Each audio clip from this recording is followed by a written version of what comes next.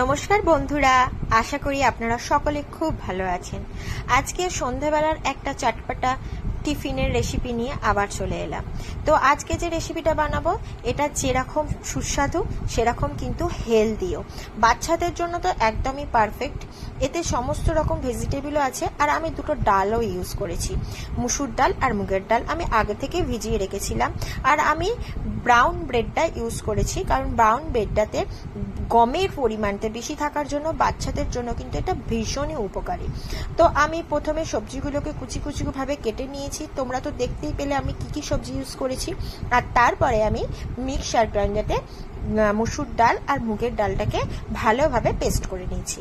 তো এর মধ্যে আমি এক এক করে সমস্ত ভেজিটেবল যেগুলো কুচিয়ে রেখেছিলাম অ্যাড করে দিলাম। সামান্য খাবার সোডা অ্যাড করে দিলাম, খুবই সামান্য অ্যাড করলাম। তারপরে এর মধ্যে আস্তে আস্তে আমি সামান্য পরিমাণে নুন, সামান্য পরিমাণে চিনি দেব, কারণ বেশি চিনি কিন্তু স্বাস্থ্যের পক্ষে একদমই ভালো নয়। তাই চিনির দিকটা বা মিষ্টির দিকটা একটু খেয়াল রেখে তারপরেই আমি রান্নাতে ব্যবহার করি। আর আমি একটা ডিমও এতে ব্যবহার করলাম।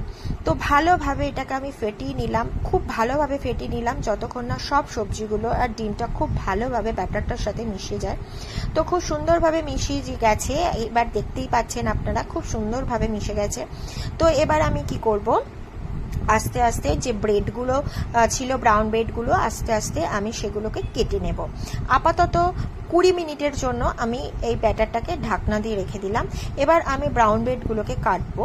অনেকে কি করে ধারগুলো কেটে ফেলে দেয় বা পরে সেগুলোকে ব্যবহার করে, কিন্তু আমি এখানে কেটে ফেলবো না, কারণ ধারগুলো থাকলে কোনো অসুবিধা হবে না।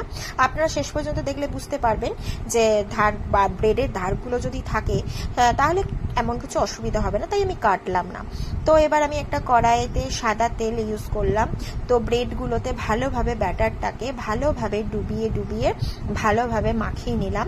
তারপরে আমি এক এক করে তেলে ছাড়বো। তো আপনারা খেয়াল করবেন তেলটা যেন খুব ভালোভাবে গরম হয়, কাঁচা তেলে কিন্তু দেবেন না, খুব ভালোভাবে যেন গরম হয় সেরকম দেবেন। আর গ্যাসটা লো ফ্লেমে রেখে করবেন।